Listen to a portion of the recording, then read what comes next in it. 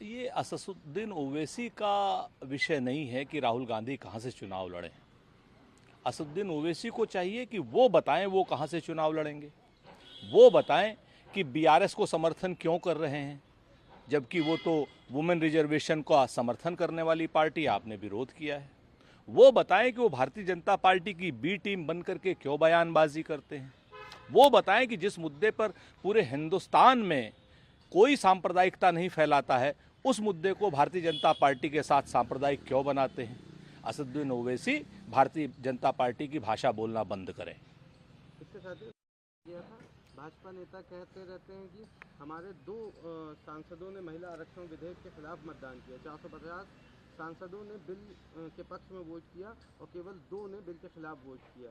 जब सभी ने कहा कि 450 सांसद मेरे खिलाफ हैं, तो मैंने पूरे देश को बताया कि कांग्रेस और बीजेपी एक साथ हैं। देखिए, ये थेथराई करने से कोई फायदा नहीं है ओवैसी साहब। आप शुद्ध रूप से भारतीय जनता पार्टी की गोद में खेलने वाले एक पुतले भर हैं। हमें नहीं मालूम कि आप अपने इन बयानों से देश को, समाज को, वर्ग को कितना नुकसान पहुंचाते हैं और उस नुकसान के बदले आपकी भरपाई भारतीय जनता पार्टी कैसे करती है। ये आपके और भारतीय जनता पार्टी के बीच का मामला है, लेकिन निश्चित तौर पर कहीं ना कहीं आप भारतीय जनता पार्टी के एजेंट के रूप में समाज में और राजनीति में काम कर रहे हैं, ऐसा हमारा आरोप है।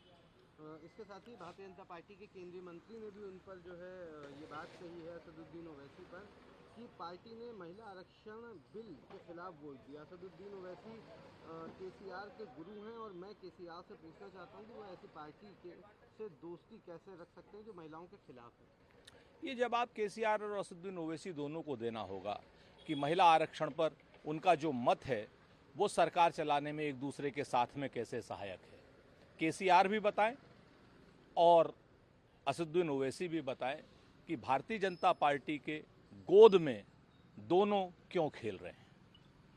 इसी के साथ हरियाणा कांग्रेस अध्यक्ष उदय भान के जो बयान आया था उसको लेकर के सीएम पुष्कर सिंह धामी ने कहा कि कांग्रेस कार्यकर्ताओं को ऐसी टिप्पणी की निंदा करनी चाहिए और कांग्रेस के वरिष्ठ नेता सोनिया गांधी, राहुल गांधी को, पार्टी प्रमुख को इस पर चुप हैं और उनको संस्कृति को, उनकी संस्कृति को दर्शाता है कि वो चुप्पी साध कर ऐसी टिप्पणियों का समर्थन कर रहे हैं। हम लोग तो हमेशा ऐसी टिप्पणियों का निषेध करते हैं, लेकिन पुष्कर सिंह धामी को रमेश विधुड़ी के दिए गए निर्लज्ज, नीच और बेशरम बयान पर टिप्पणी करनी चाहिए। पुष्कर धामी को टिप्पणी करनी चाहिए साध्वी निरंजना पर, साध्वी प्रज्ञा पर और साक्षी महाराज पर। पुष्कर सिंह धामी बताए कि वो राज्य के प्रमुख हैं, इन सारे भाषाई आतंकियों के खिलाफ वो क्या कर रहे हैं। बीजेपी सांसद हरनाथ को लिखा है और इस बात से हैरान था कि रमेश भिदुड़ी ने संसद के अंदर इस तरह के शब्दों का कैसे इस्तेमाल किया, लेकिन बाद में मुझे पूरे मामले का संज्ञान हुआ जिसमें दानिश अली ने ये बात मोदी जी को नीच कहा था। तो इस तरह के अमर्यादित आचरण उन्हें जो है भड़का दिया रमेश भिदुड़ी को।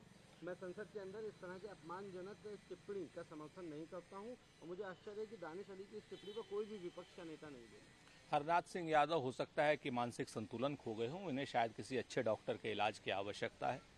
अगर दानिश अली ने कुछ भी गलत कहा है तो संसदीय कार्रवाई में होगा, कार्रवाई से निकालें उसको और बताएं कि देश को कि क्या कहा, प्रूफ दें। इस तरीके की बेशर्मी भरे बयान से रमेश विधुड़ी के कुकृत्य को, निर्लज्जता को, नीचता को और नीचता भरे इन बयानों को, जिसमें उन्होंने एक वर्ग विशेष को, धर्म विशेष को गालियां दी हैं, उसको बचाने का प्रयास करना निश्चित तौर से राष्ट्रद्रोह से कम नहीं है। हरनाथ सिंह यादव के खिलाफ कठोर कार्रवाई होनी चाहिए। एक आखिरी सवाल रहेगा, अभी हाल ही में यूपी में आरएसएस की एक बड़ी बैठक हुई थी जिसमें आरएसएस के एक पदाधिकारी ने बताया कि लखनऊ में रविवार को अपनी 4 दिवसीय बैठक के दूसरे दिन चर्चा का फोकस जो था वो भूमि जिहाद, लव जिहाद, अवैध या धर्म परिवर्तन के लेकर के, इन तरह के मुद्दों को लेकर के बड़ी बैठक की गई। जैसे जैसे चुनाव आते हैं भारतीय जनता पार्टी और संघ अपने असलियत के चोले में आ जाते हैं, सांप्रदायिकता करने लगते हैं। ये देश किसी जिहाद से, किसी अन्य कानून से नहीं चल रहा, देश संविधान से चल रहा है और संविधान सम्मत कोई भी चीज़ इस देश में होगी और संविधान के विरोध में कोई भी आदमी, किसी की हैसियत नहीं है कि कोई काम कर पाए।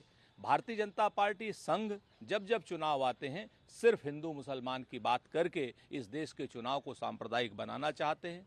मुख्य मुद्दों से, भय से, भूख से, बेरोजगारी से, गरीबी से, महंगाई से मुद्दों से ध्यान हटा करके हिंदू मुसलमान के मुद्दे पर वोट लेना चाहते हैं। ये संघ का निर्लज्ज कुकृत्य है।